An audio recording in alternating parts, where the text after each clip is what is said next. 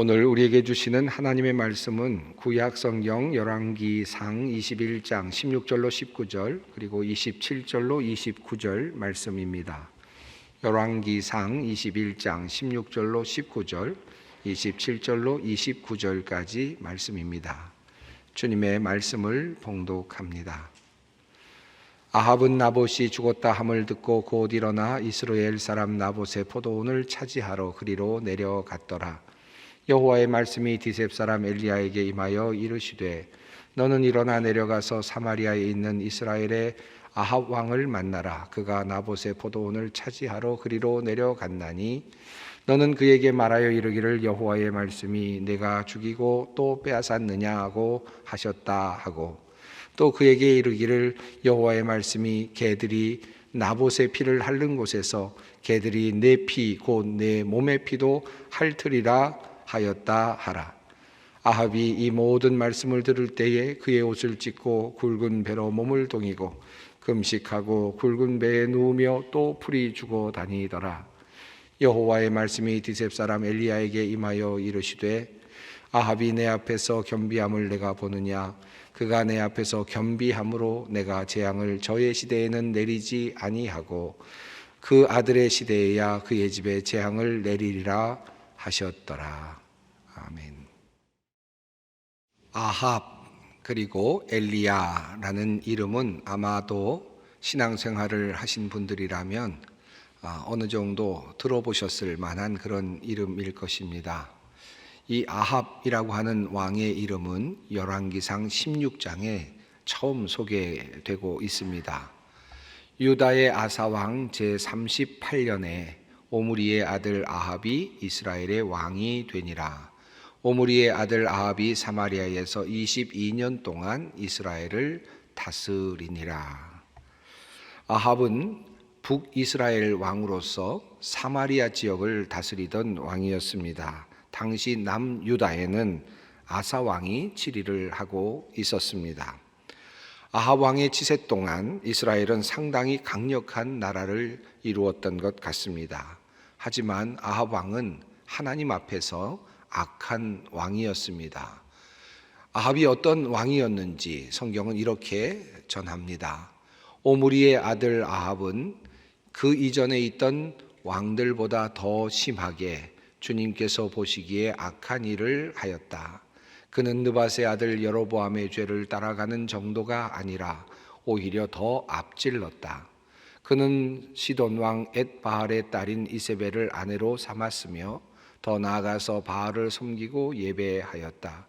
또 그는 사마리아에 세운 바알의 신전에다가 바알을 섬기는 제단을 세우고 아세라 목상도 만들어 세웠다. 그래서 그는 그 이전의 이스라엘 왕들보다 더 심하게 주 이스라엘의 하나님을 진노하시게 하였다.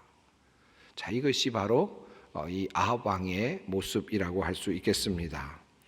이러한 악한 왕 아합 왕의 등장과 더불어 등장하는 선지자의 이름이 있습니다. 그 이름은 바로 엘리야입니다. 이 엘리야의 이름은 아합 왕의 등장 바로 다음 장인 열왕기상 17장에 처음으로 등장합니다. 길르앗에 우거하는 자 중에 디셉 사람 엘리야가 아합에게 말하되 내가 섬기는 이스라엘의 하나님 여호와께서 살아계심을 두고 맹세하노니 내 말이 없으면 수년 동안 비도 이슬도 있지 아니하리라 하니라.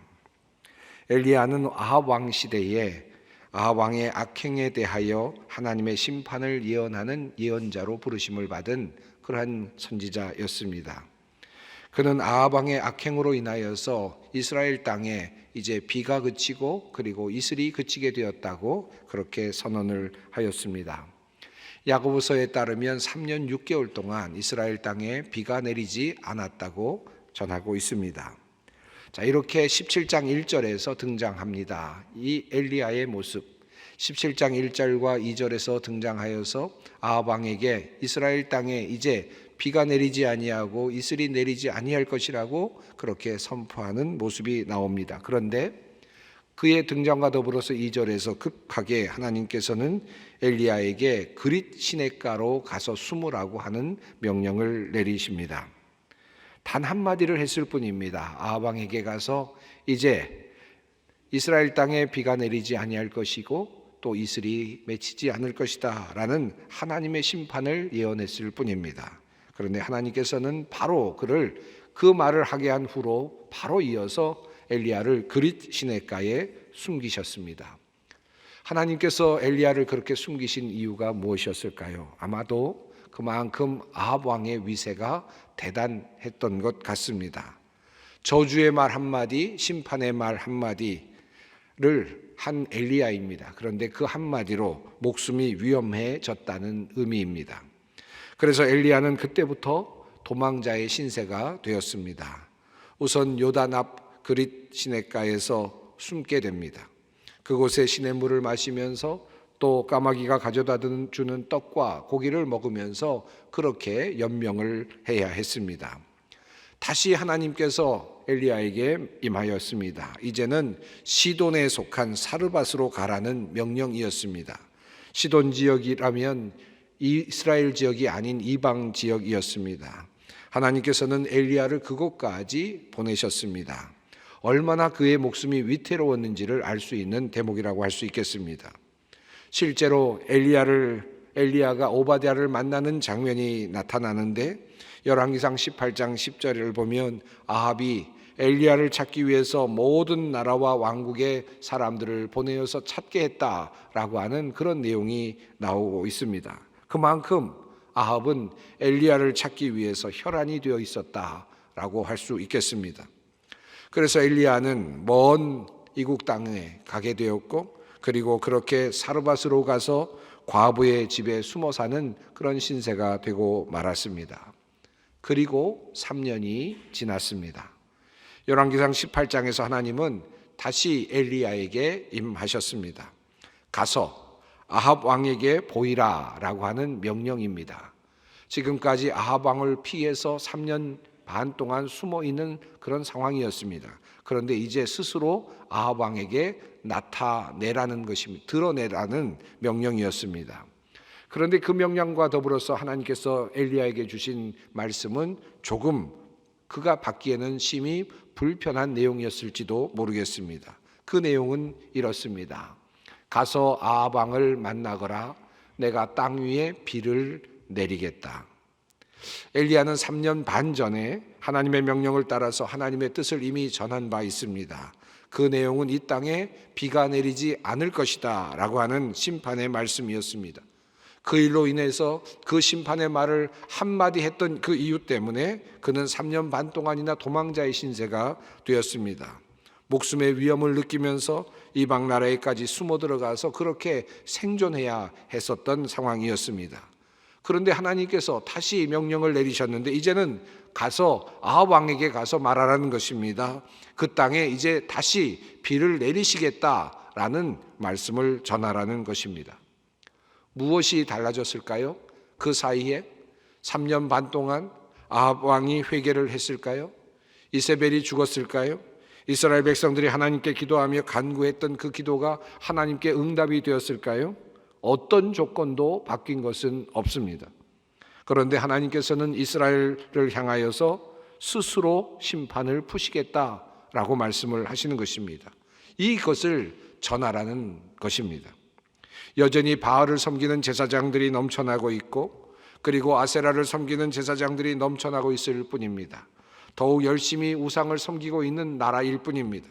그럼에도 불구하고 나라의 위세는 점점 더 강해져 가고 있는 상황이었습니다. 다만 이스라엘 땅에 기근이 들어서 땅에 비가 내리지 않을 뿐입니다. 그런데 3년 반 동안 하나님께서 그 땅에 비를 내리시지 않다가 이제는 다시 그 땅에 비를 내리시겠다라고 하는 것입니다.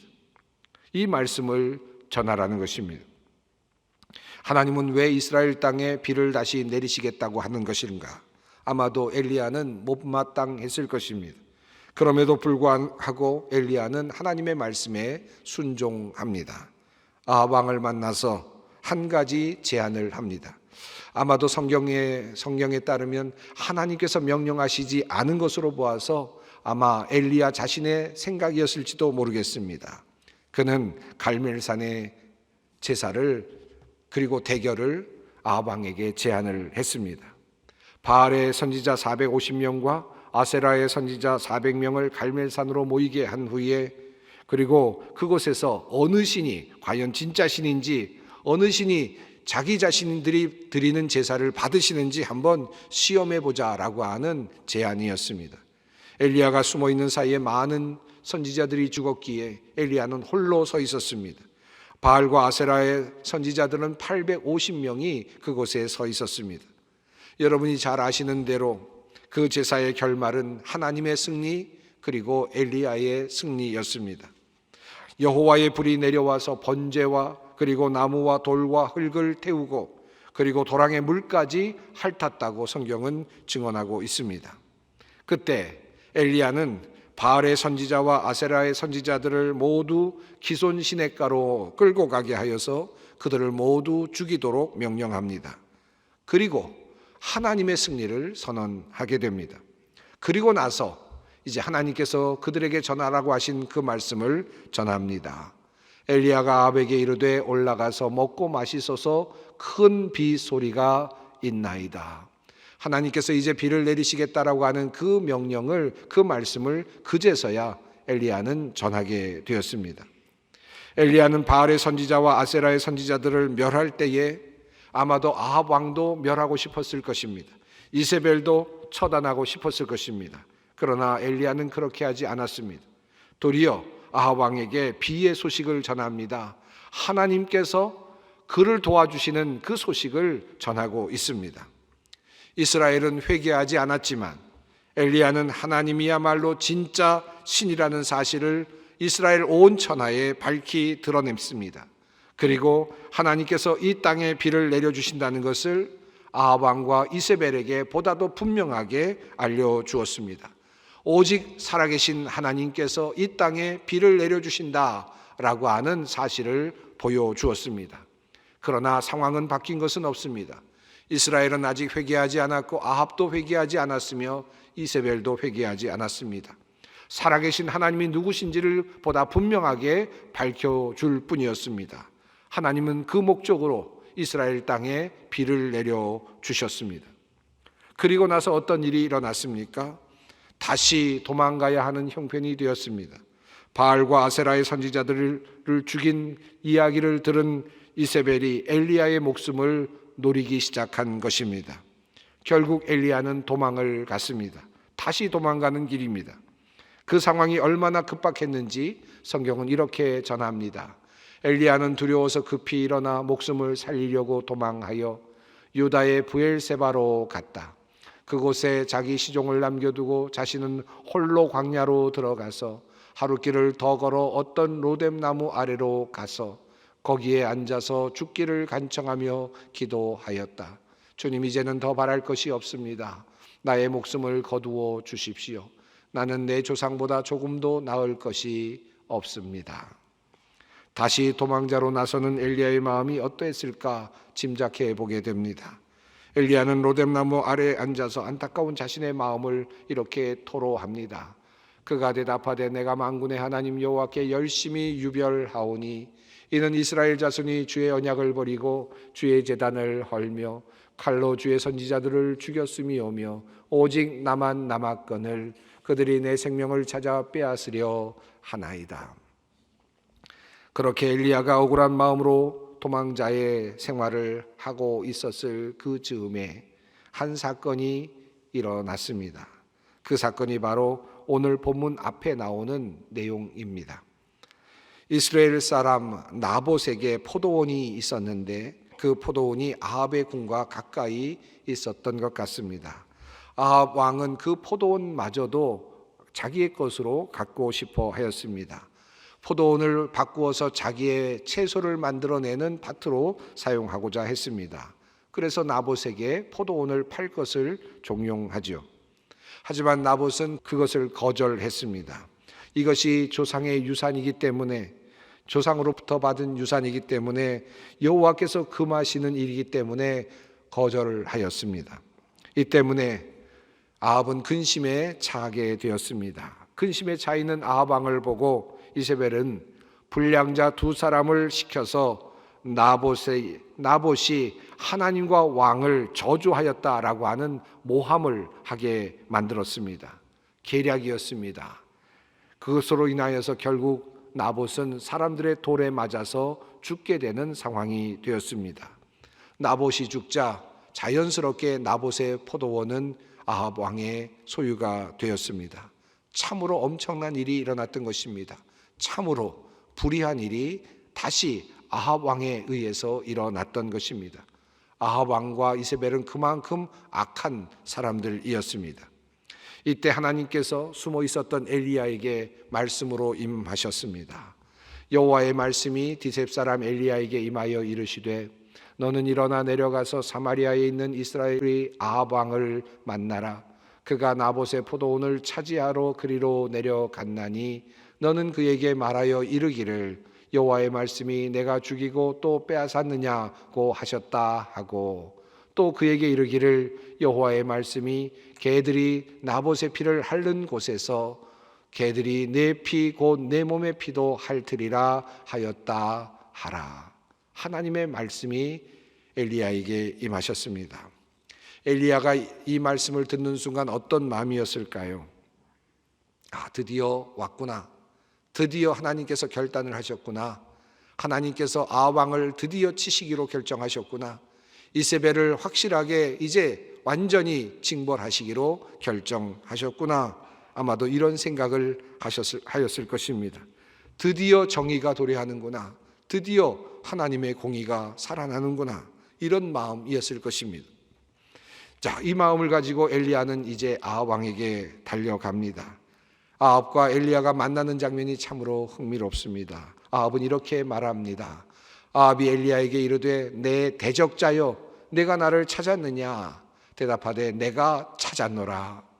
이 말을 세번역은 이렇게 실감나게 다시 번역합니다. 내 원수야 내가 또 나를 찾아왔느냐? 아합 왕은 그렇게 원수를 대하듯이 엘리야를 대하고 있습니다. 마치 석양에서의 어떤 전투와 같은 그런 흥미진진한 장면이 아닐 수 없습니다. 이제 악은 결국 심판을 받게 될 것입니다. 악한 왕 아합은 결국 대가를 받게 될 것입니다. 이제 엘리야는 바로 그 하나님의 정의가 이루어지는 그 현장에서 아합 왕의 파멸을 보게 될 것이고 이세벨의 파멸을 보게 될 것입니다. 그는 이제 자신만만하게 하나님의 심판의 말씀을 아합 왕에게 전달하였습니다. 이제 그는 그 마음속에 이런 마음이 있었을 것입니다. 이제 하나님께서 어떻게 하시는가 보자.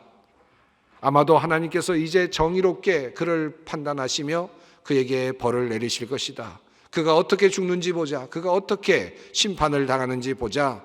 이제야말로 악의 선멸이 악의 심판의 시작이다. 아마도 엘리야는 그런 마음으로 아합 왕을 바라보았을 것입니다. 하나님은 역시 공의로우신 분이시며 악을 품지 못하시는 분이시다. 엘리야는 이런 마음으로 하나님의 심판을 강력하게 선포하였을 것입니다. 하지만 이후의 상황은 엘리야의 기대와는 다르게 전개가 되었습니다. 아합은 이 말을 듣고는 자기 옷을 찢고 맨몸에 굵은 베옷을 걸치고 금식하였으며 누울 때도 굵은 베옷을 입은 채로 눕고 또 일어나서 거닐 때에도 슬픈 표정으로 힘없이 걸었다. 성경은 이렇게 우리에게 그의 모습을 증언해 주고 있습니다. 그가 정말 애통하며 회개하였다라는 표현은 나타나지 않습니다. 어쩌면 가식적이었는지도 모르겠습니다. 슬픈 척 하였는지도 모르겠습니다. 아합 왕은 하나님께서 여호와께서 그렇게 말씀하시는 그 내용을 듣고는 자기 옷을 찢고 그리고 맨몸에 굵은 베옷을 걸치고 금식하며 누울 때에도 그 굵은 베옷으로 입고 누우면서 슬픈 표정을 지었다고 말합니다. 슬픔으로 표정을 짓고 근심하면서 회개의 신용을 하고 있었던 것입니다. 이것을 바라보고 있는 엘리야의 마음은 어땠을까요? 가증스럽지 않았을까요? 엘리야의 눈에는 아마도 그러한 모습이 더욱더 참으로 보기 싫었을 것입니다. 나봇을 죽인 파렴치범입니다. 죄 없는 나봇, 자신의 어떤 하나의 재산을 더 얻기 위하여 사람들을 동원해서 모함을 하고 사람을 죽여야만 하는 그런 왕, 그런 왕비, 얼마나 가증스럽습니까? 참으로 큰 죄를 지은 사람입니다.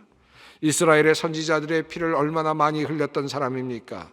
얼마나 많은 죄를 지은 왕입니까?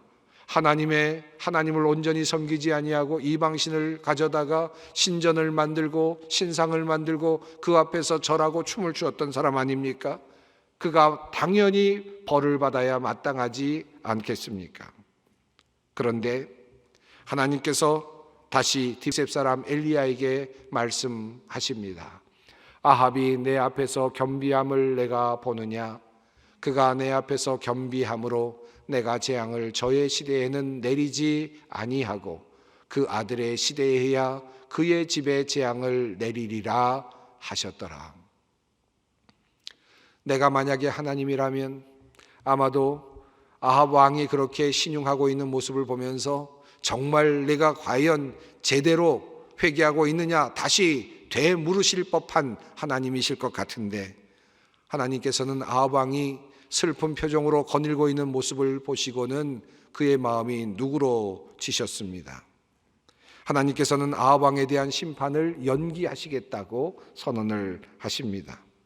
사실 이 장면은 엘리야와 아합이 만나는 마지막 조우의 장면입니다. 이렇게 엘리야와 아합의 조우가 허탈하게 끝날 수 있는 것입니까?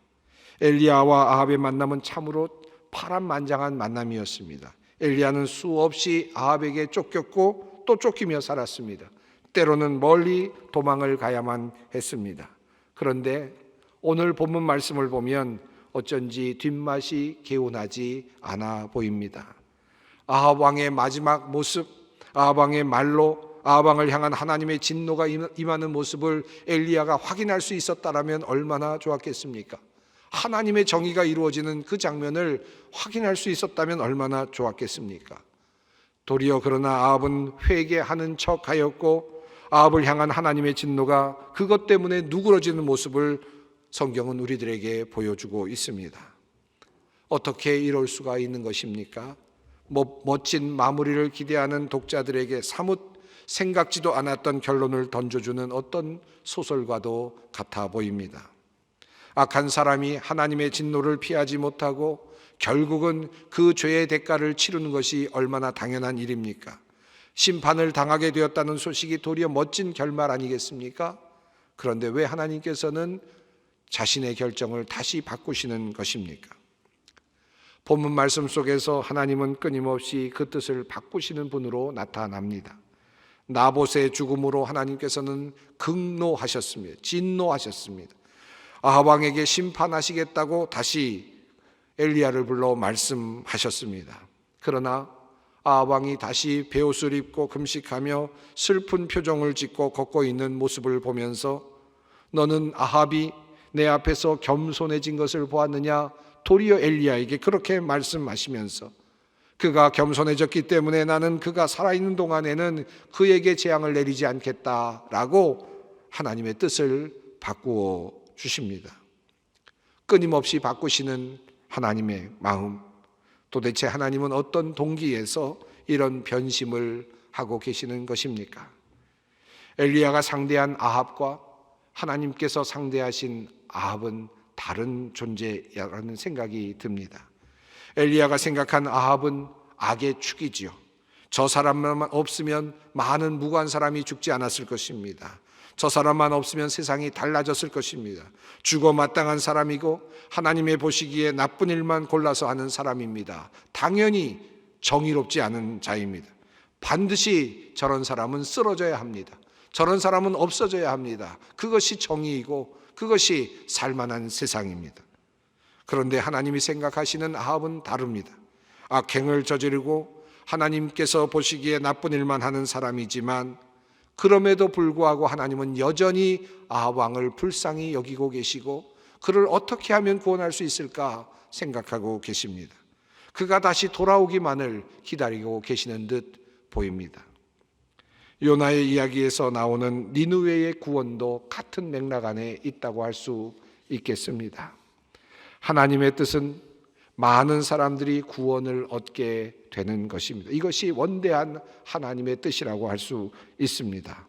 바로 우리들에게 또 이 세상에게 적용하시는 하나님의 원리라고 할 수 있습니다. 우리는 악의 패배와 그리고 선의 승리를 기대하지만, 그러나 하나님은 악인이 돌아오기만을 바라십니다.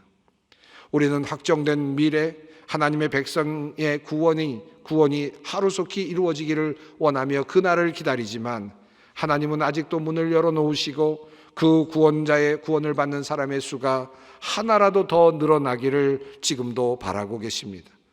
이러한 하나님의 뜻은 여전히 지금도 변함이 없습니다. 이사야서 55장 8절 이후에 하나님이 이렇게 말씀하십니다. 나의 생각은 너희 생각과 다르며 너희 길은 나의 길과 다르다라고 말씀을 하십니다. 그리고 앞선 7절에서 하나님은 이렇게 말씀하셨습니다. 악한 자는 그 길을 버리고 불의한 자는 그 생각을 버리고 주님께로 돌아오라. 하나님께서 널리 용서하시리라. 인간의 생각은 악한 자의 징벌이지만 하나님의 생각은 악한 자의 구원입니다. 56장 이사야서 56장에서 하나님이 이렇게 말씀하십니다. 이스라엘의 쫓겨난 자를 모으시는 주 여호와가 말하노니 내가 이미 모은 백성 외에 또 모아 그에게 속하게 하리라 하셨느니라. 그 안에는 참으로 악했던 아합 왕도, 그리고 예수님의 우편에서 십자가에 달렸던 강도도, 그리고 참으로 하나님의 나라에는 도저히 들어갈 것 같지 않은 어떤 사람들의 이름도 포함되어 있습니다. 우리는 그런 마음으로 세상을 바라볼 수 있어야 합니다. 기독교가 지금까지 너무나도 폐쇄적이고 또 세상을 향하여 공격적이었지 않았는가 하는 반성을 해보게 됩니다.